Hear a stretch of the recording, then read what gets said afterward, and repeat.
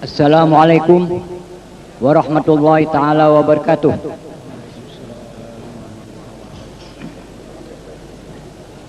Para hadirin sekalian yang kami hormati, acara Haul Syekh Muhammad Arsyad Al-Banjari yang ke-197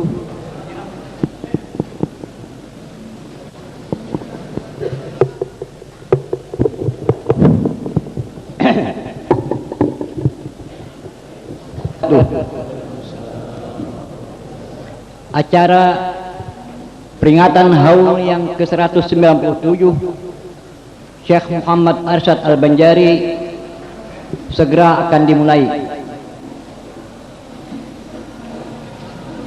Untayan acara pada malam hari ini dimulai dengan pembukaan, kemudian disusul dengan pengajian Al-Quran yang akan disampaikan oleh saudara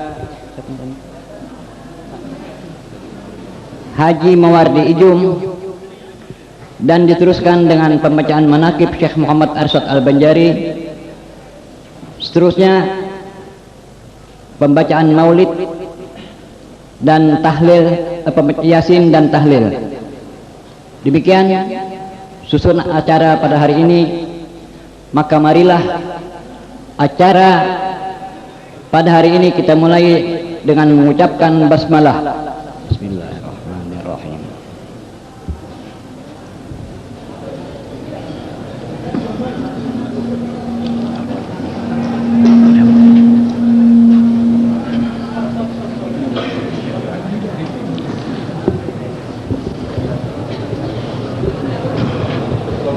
Waalaikumsalam.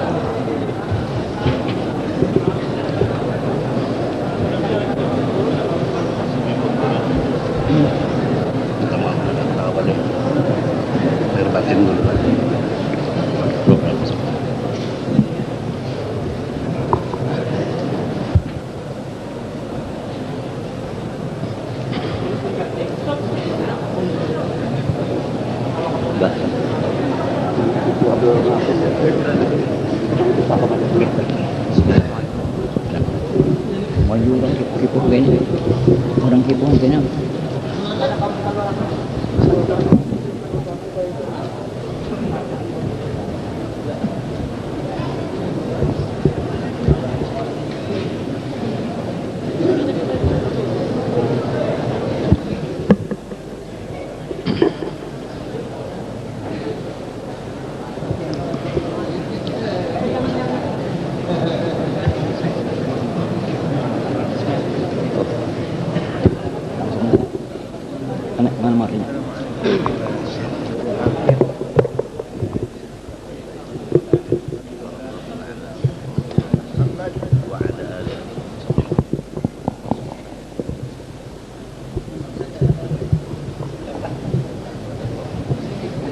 Assalamualaikum warahmatullahi wabarakatuh.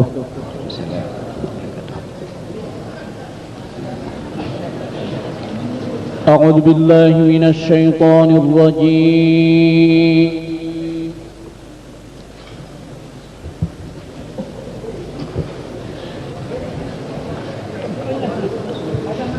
Bismillahirrahmanirrahim.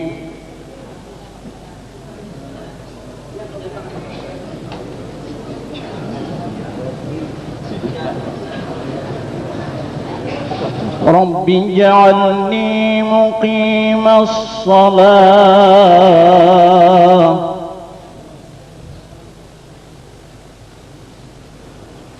Rabbi ij'alni muqimas salati wa min dhurriyyati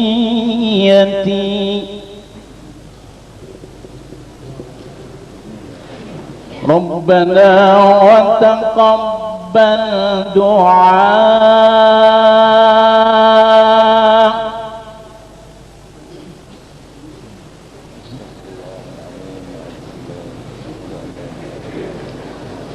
Rabbi ij'alni muqimas salati wa min ذريتي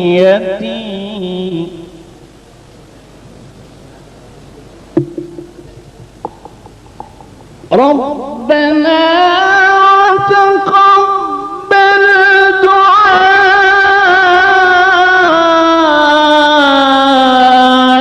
ربنا اغفر لي ولوالدي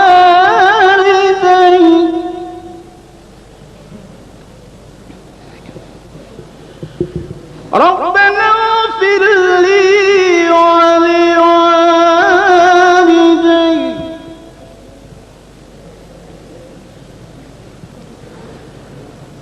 ربنا اغفر لي ولوالدي وللمؤمنين يوم يقوم الحساب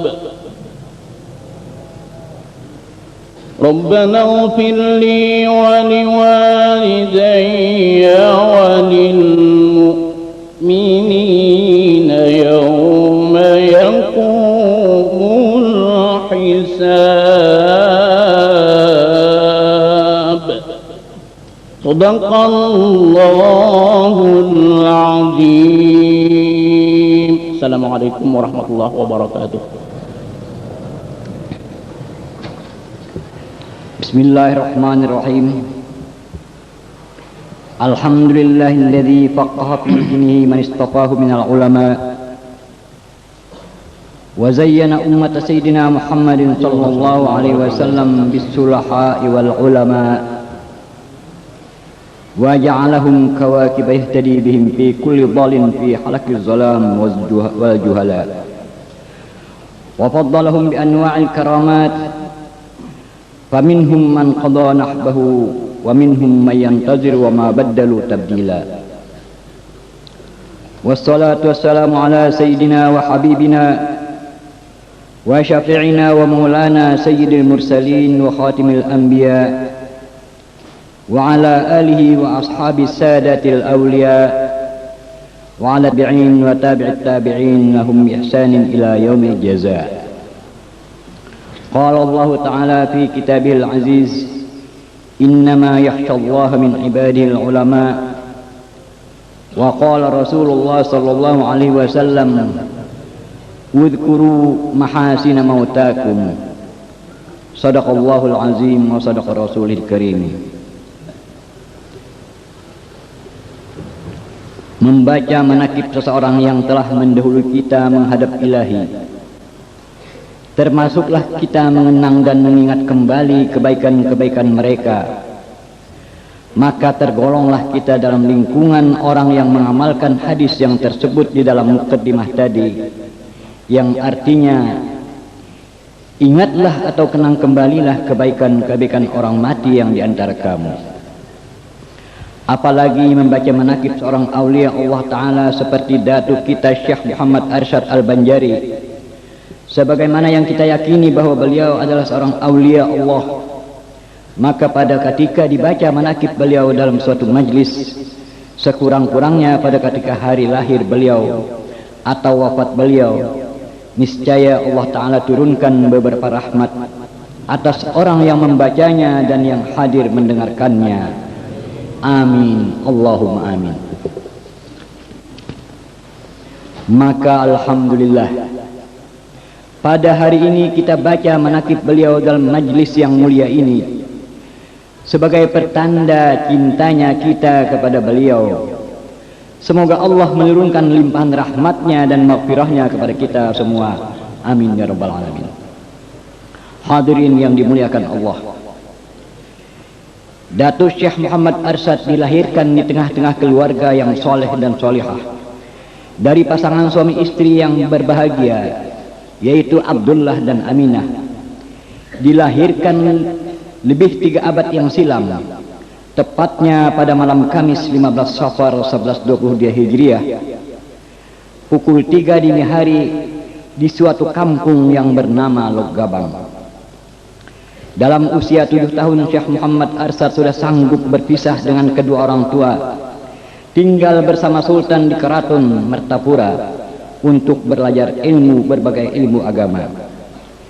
Sejak kecil beliau sudah tertanam cintanya kepada ilmu-ilmu agama, yang tentunya hal itu tidak terlepas dari upaya kedua orang tua beliau mendoa sejak beliau di dalam kandungan ibu beliau yang bernama Aminah, agar kelak anak yang sedang dikandung menjadi seorang yang alim lagi zahid.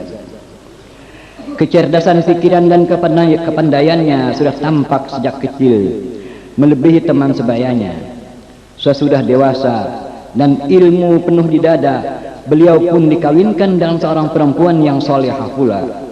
Meskipun demikian, beliau masih ingin menuntut ilmu ke negeri Mekah dan rela meninggalkan istri yang hamil pertama.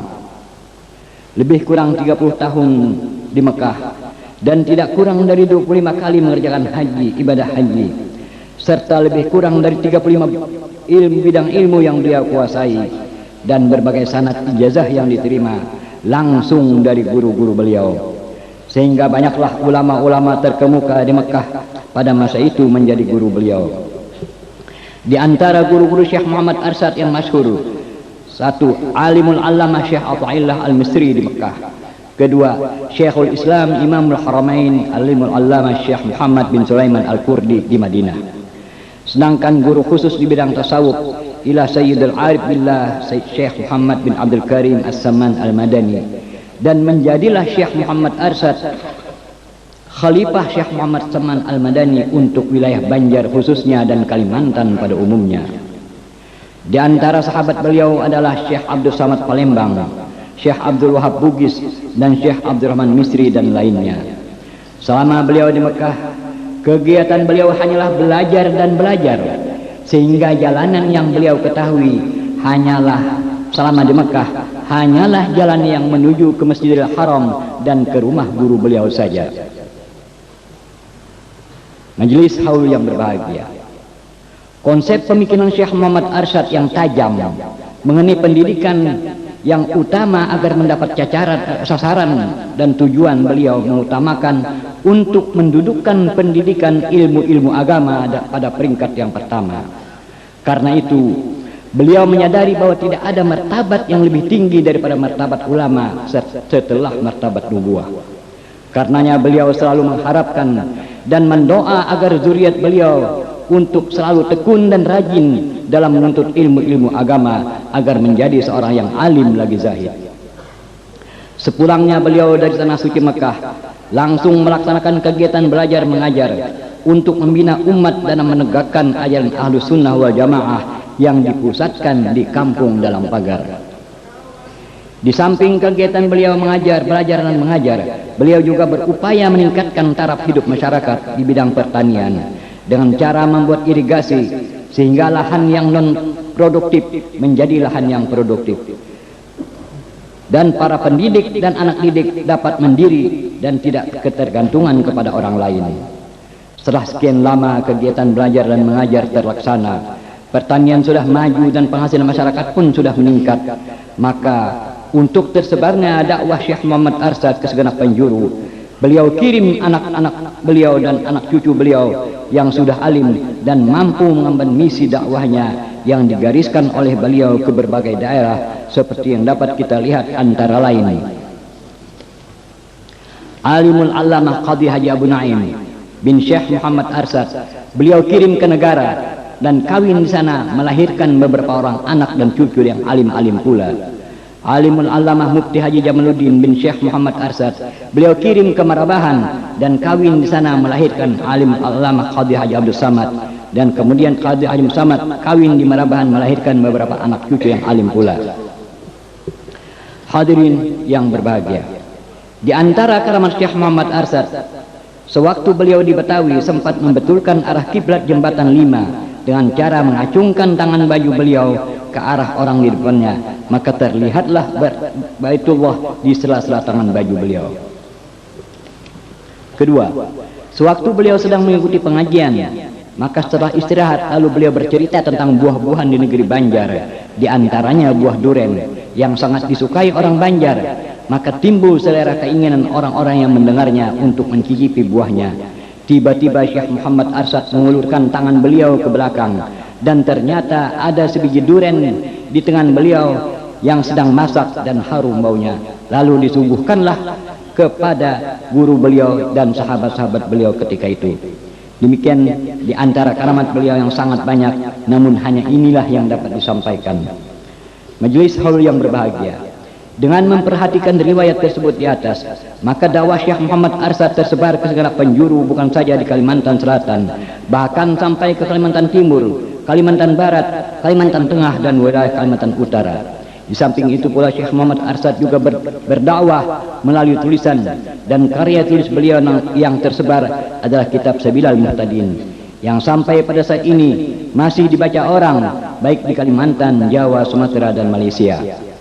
Lebih kurang 41 tahun beliau berkiprah dalam berdakwah baik secara lisan maupun tulisan, dakwah bilhal, dan dalam mencetak anak dan cucu serta para muridnya untuk menjadi seorang yang alim lagi zahid dengan penuh gairah dan semangat.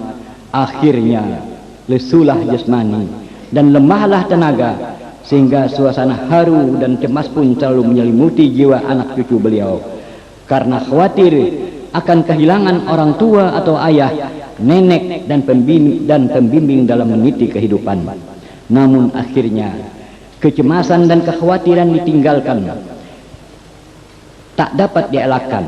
Maka kembalilah jadina Maulana Syekh Muhammad Arsyad dengan jiwa yang damai memenuhi panggilan ilahi pada malam Selasa 6 Syawal 1227 Hijriah antara Isya dan Maghrib. Inna lillahi wa inna ilaihi raji'un. Seiring dengan derayan air mata duka anak cucu dan kerabat serta para murid, hujan pun turun dengan derasnya sehingga membanjiri sungai-sungai yang memungkinkan wasiat Syekh Muhammad Arsyad dilaksanakan untuk dimakamkan di Kalampayan.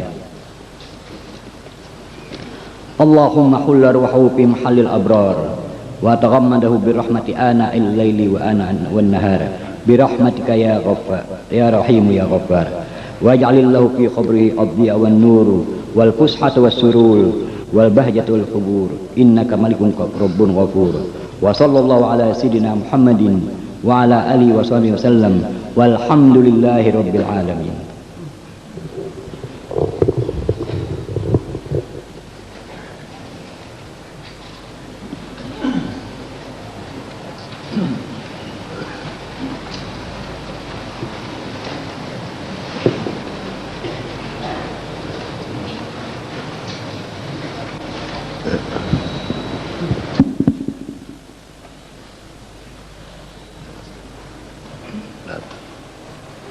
Bapak.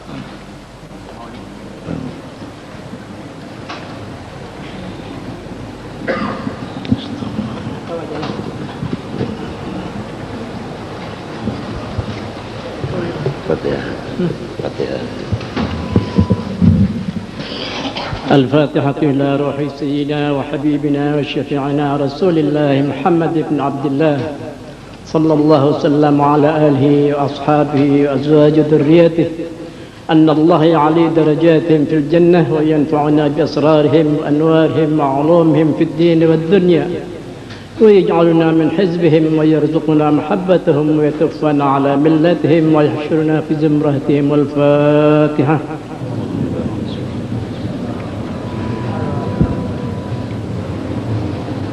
نعبد وإياك نستعين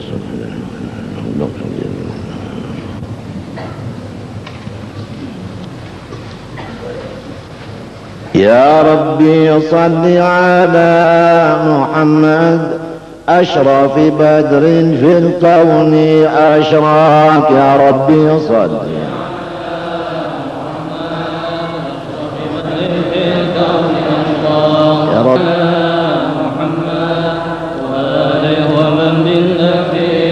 يا رب يا رب صل على محمد يا رب صل عليه وسلم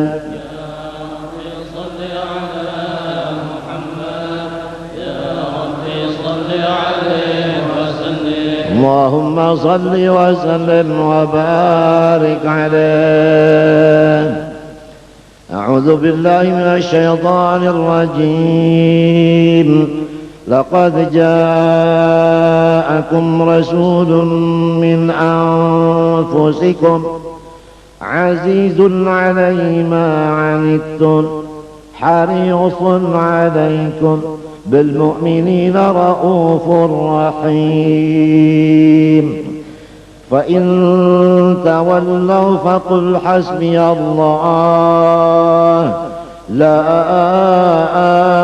إله إلا هو عليه توكلت وهو رب العرش العظيم.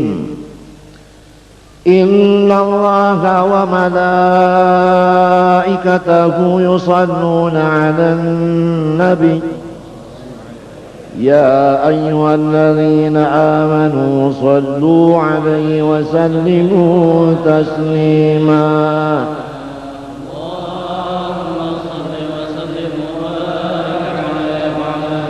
بسم الله الرحمن الرحيم. الحمد لله الذي قد أوجد من نوري نورا بي عم الهدى سبق العوالم في الوجود بأسرها والكل منه في الحقيقة مبتدى. أعني بذلك نور من ساد الورى وزكت عناصره الشريفة محتدا. المصطفى خير الخلائق من سما وعلى على فلك السيادة سوددا. صلى عليه مسلما مولاه مع آل له والصحب مع نجم بدا. ورحمة للعالمين ونعمة فاضت على كل البرية بالندى. هذا وأرجو الله من إفضاله عونا على نظمي لمولد أحمدا كي تنعش الأرواح عند سماعه وتقلد الأسماع ذرا مضيدا.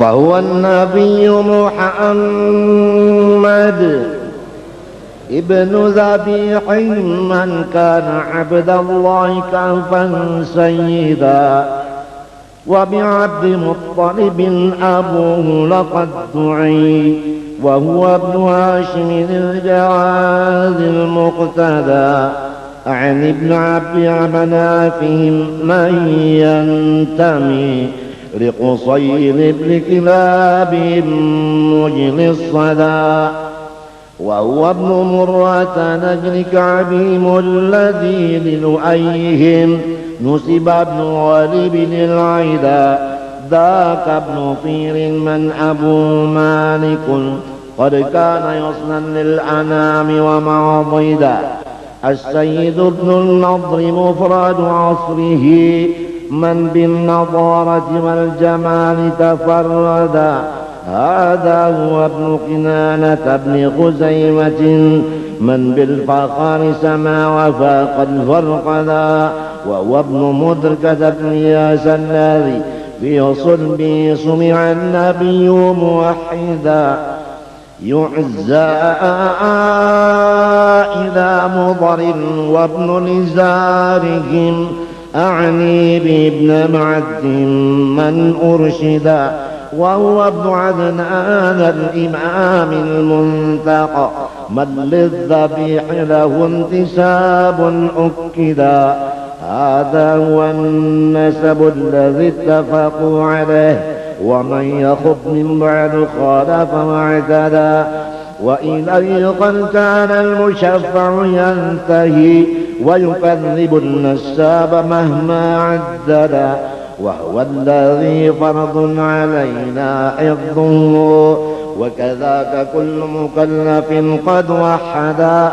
أكرم به نسبا بقدر نظامه، وحلى مفاخره الوجود تقندا.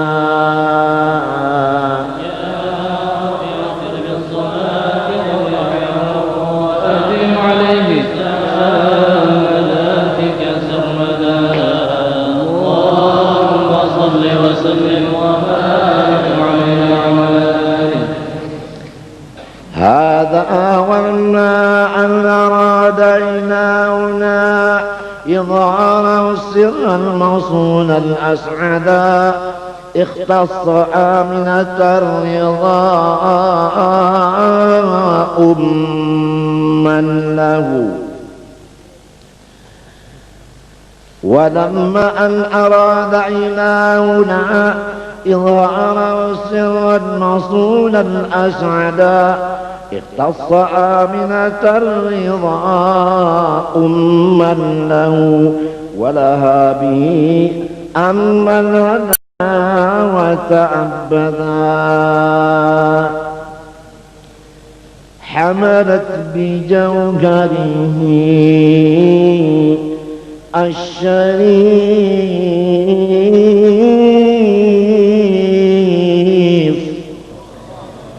وما شكت ثقلا ولا وهنا بها طول المدى.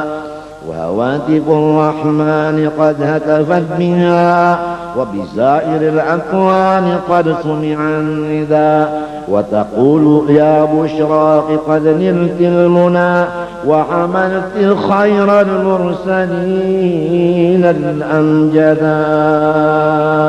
صلى الله على سيدنا محمد صلى الله عليه وسلم. صلى الله على سيدنا محمد صلى الله عليه وسلم. صلى الله على سيدنا محمد صلى الله عليه وسلم. صلى الله على سيدنا محمد صلى الله عليه وسلم. صلى الله على سيدنا محمد صلى الله عليه وسلم. وبليلة الحول المعظم فتحت جنات فردوس وطابت موردا، والملك والملكوت فيها عطرا، والأنس وافى والسرور تجددا. وبعامها قد عم خصب في الورى، من بعد جذب للبرية أجهدا. وتباشرت بالشرق والغرب الوحوش، وبالصفا طير المسرة والغذا. وغير شرك أصبحت أصنامها منكوسة، وهوانها لن يجحدا. وبعام فتح لقبوا ذا العام، إذ كم من فتوحات به لن تعدا. وجامع أحبار روت أخباره، وذهابها وجه الزمان تولدا. وتقول حان ظهور بدر السعد من أفق العلا، لنرى الحبيب ونسعدا. في عامه كل النساء كرامة للمصطفى، حملت ذكورا رشدا. في عامه كل النساء كرامة للمصطفى، حملت ذكورا رشدا. ولكم به ظهرت عجائب جمة عنها، لقد ضاق النطاق تعندا.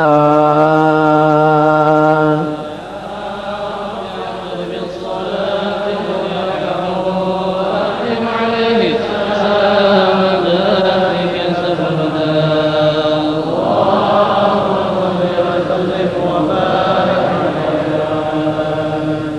مبروك اليوم نادينا لقصد الزيارة للإمام المعظم كنزنا والتجارة.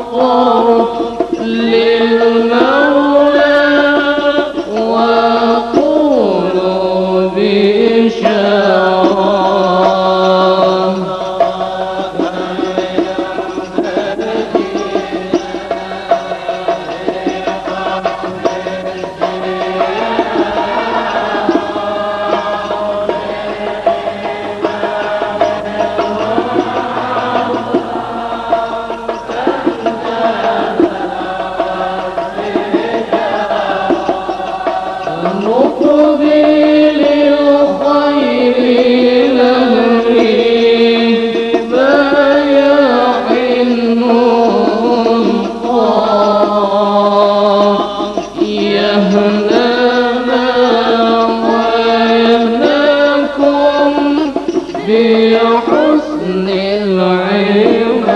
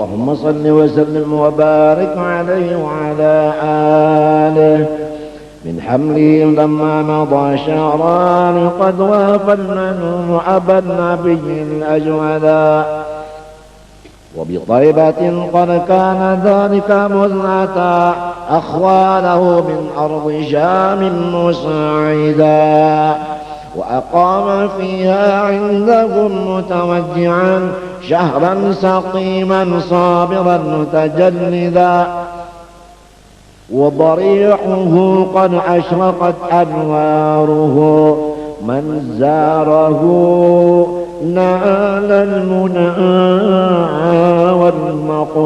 والمقصدا ولدى تمام الحمل 9 أشهر حانت ولادة من أتانا مرشدا وتأرجت أرجاء هذا الكون من نفحاته وبدا الحبور مجددا وتنفست أنوار الصبح طلوعه حتى غدا ليل الضلال مبددا ولأمي في الطلق جاءت مريم وكذاك آسية التي منحت هدى وأتى من الفردوس حور معهما ليكون تحنيسا لها وتوددا فهناك قد جاء المخاض فأبردت شمس الهدى خير الأنعام الأوحدا على محمد صلى الله عليه وسلم صلى الله على محمد صلى الله عليه وسلم صلى الله على محمد يا ربي صل وسلم طلع البدر علينا من ثنيات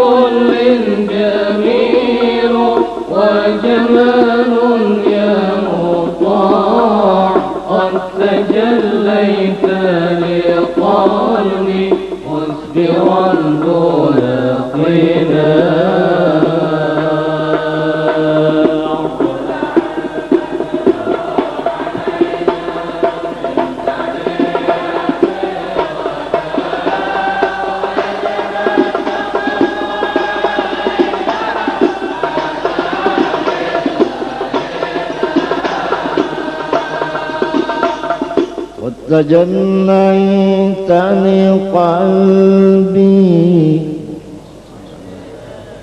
يا رسول الله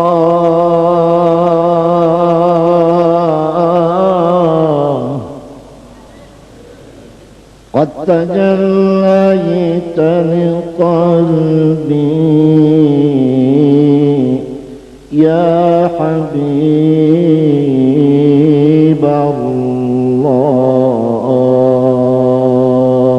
الله قد تجليت وقد ظهرت وقد ملأت قلبي يا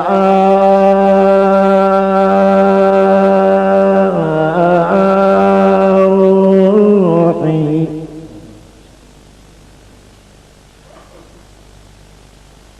قد ملأت قلبي وجسدي يا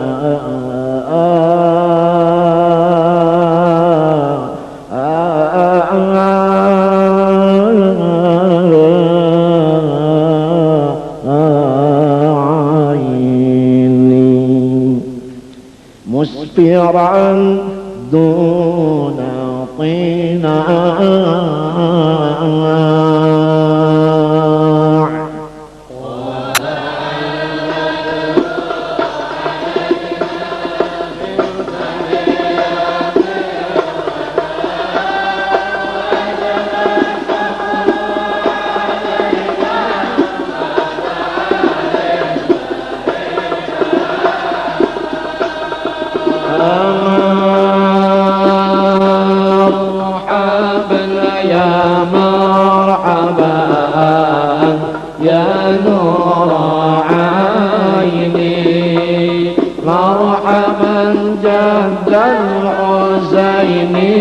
مرحبا مرحبا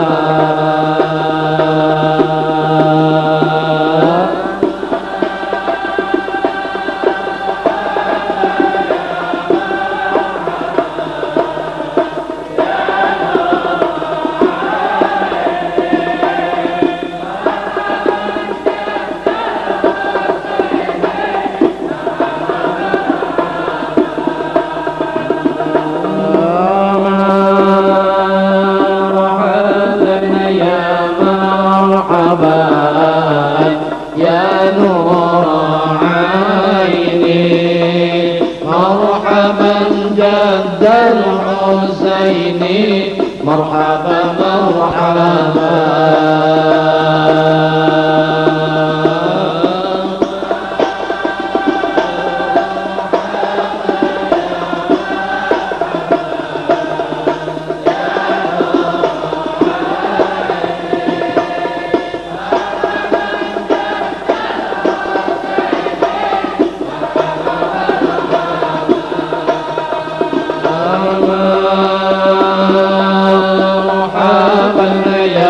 مرحبا يا نور عيني مرحبا جد الحسين مرحبا مرحبا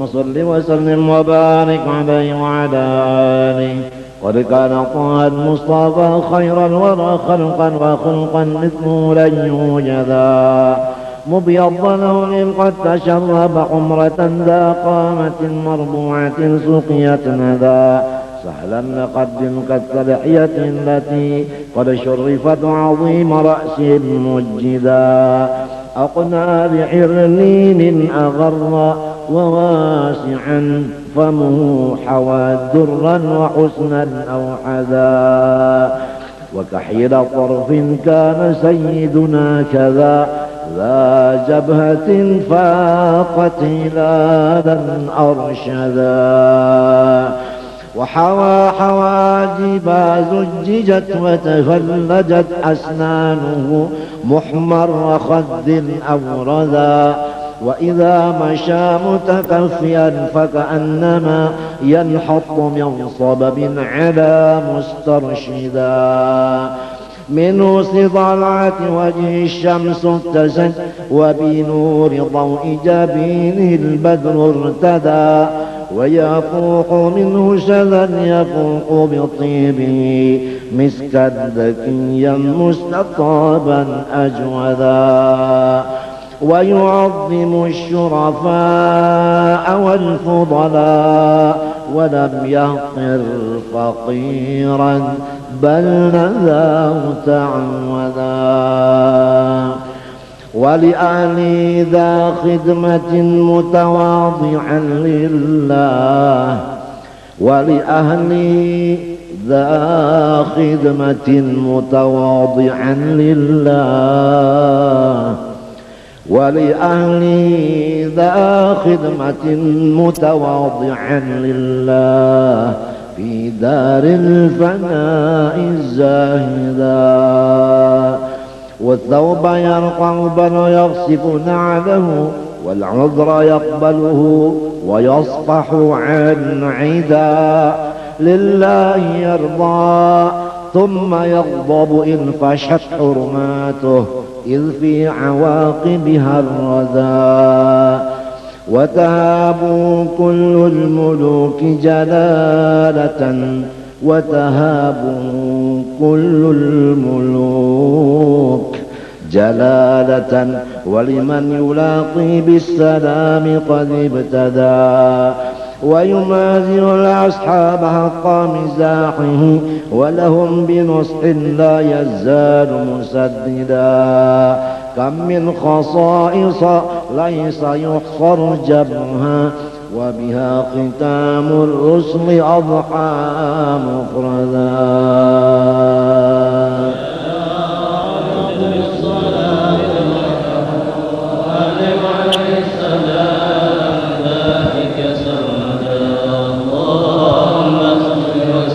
وبارك عليه. بسم الله الرحمن الرحيم. وإلهنا قد تم ما رمناه من نضب بمولده زها متفردا فلنسأل المولى المقدس ولنقل يا من إليه المنتهى والمبتدى ندعوك يا غوث العباد بجاهه كن في الخطوب لنا معينا منجدا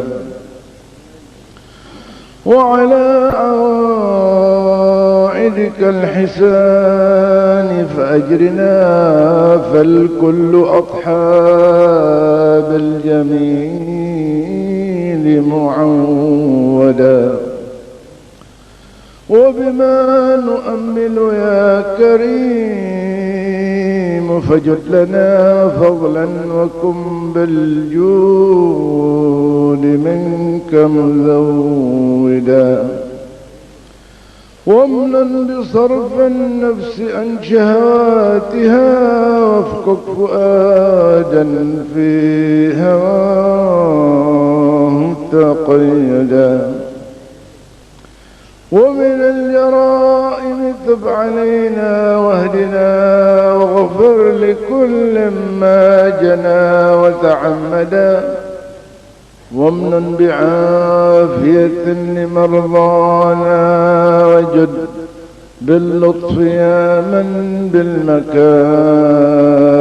عولا وامنن بعافية لمرضانا وجد باللطف يا من بالمكارم عولا وامنن بعافية لمرضانا وجد باللطف يا من بالمكارم عولا وبحلية الإيمان حل قلوبنا ولنا ولها بأنوار المعارف أسعدا وإلى سواك فلا تكلنا واسقنا غوثا مغيثا للبرية جيدا واحرس حما طه وأزل خيره واخذل لمن قد رام سوءا أوردا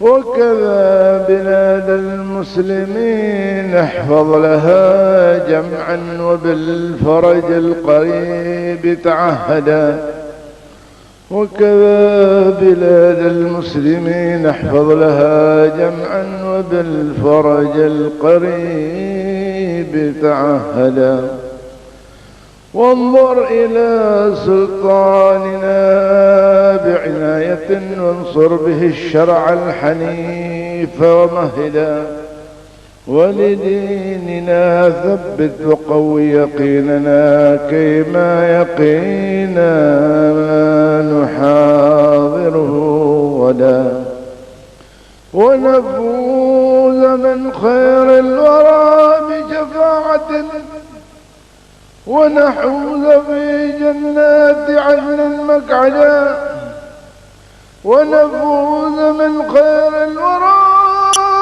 بشفاعة ونحوز في جنات عدن مقعدا ولعبدك العزب الفقير محمد منشيه في دار الكرامة خلدا وأدم له حسن الجوار بطيبة وارزقه سرا عن سواك مجردا ولوالديه اغفر كذا ذرية وامنحهم الستر الجميل مؤبدا وشيوخه وأحبة ولقارئ ولسامع يصغي إليه ممجدا ولمجري هذا الخير واشكر سعيه واجعله في مهد القبول ممهدا وأجب دعانا إذ وعدت هب لنا حسن الختام فحاشا تخلف موعدا وأجب دعانا إذ وعدت وهب لنا حسن الختام فحاشا تخلف موعدا وصلاة مولانا تسليم على أزكى شفيع للبرية قد هدى والآل والأصحاب ما هبت صبا فأمالت الغصن الرطيب الأملدا بفضل سبحان ربك رب العزة أما يصفون وسلام على المرسلين والحمد لله. الفاتحة من قبول